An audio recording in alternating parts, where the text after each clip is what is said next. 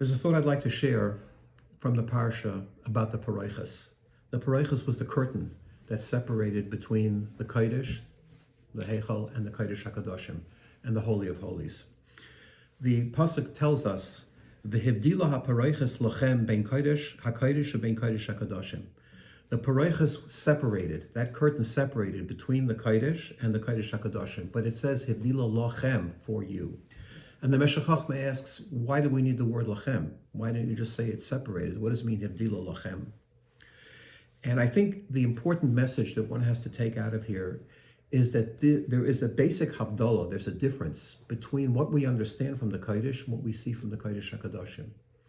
The Kodesh was a holy place, but it was a place that we understood. We understood that we made sacrifices to HaKadosh Baruch Hu, we lit a menorah, we baked bread, we did various avodas, we did things to connect us to HaKadosh Baruch Hu. The Kodesh HaKadoshim was l'mala miderech hateva. The Kodesh HaKadoshim was something that was outside the realm of our understanding.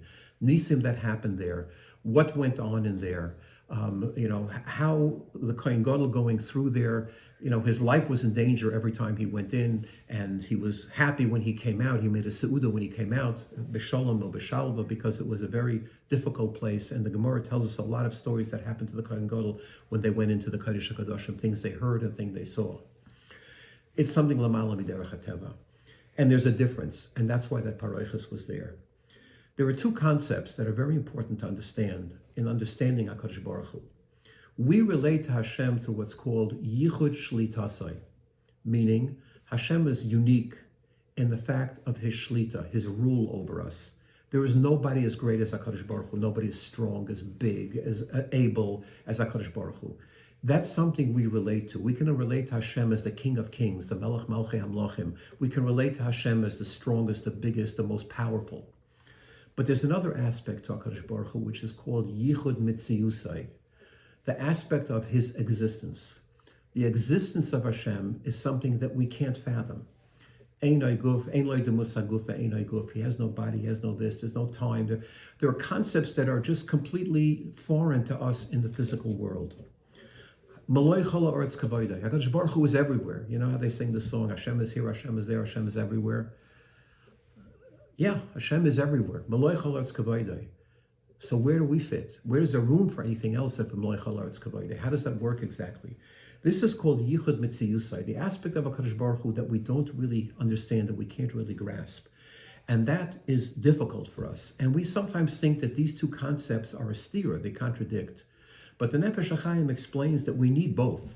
We need something we can relate to, like the Kodesh, where we can relate to the avodah that we do. We come into a shul, we see the Aron HaKodesh, we see the Sefer Torah, we daven Shemona Esrei, we face a direction when we daven, even though Malach Le'etz Kavodah, we still face a direction. We focus to HaKadosh Baruch Hu in the east, to the Beis HaMikdash, to the Kodesh HaKadosh, we focus toward that direction.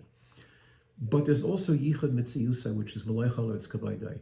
That means that if a person says, okay, if Hashem is everywhere, so what's the difference, Then I can daven in the bathroom. Hashem is there too. Why can't I? Then I can do all kind of things that are maybe neged halacha because Hashem is here too, so it's okay. And the Torah says Hashem is there too, but there's a shlita. Hashem said that the way we relate to Him, this is how we relate. By finding the place where we should do our tefillas and the place where we shouldn't do our tefillas. To know where it's kodesh that we should learn Torah and where it's not kodesh and we shouldn't learn Torah. That's the part we can understand and we can grasp. But we have to understand that there's an aspect of HaKadosh Baruch Hu that the Nefesh HaChaim says is like a burning coal. We can hold it, but not for too long, because if you hold it too long, it burns you. That's the aspect of Yichud Mitziyusai.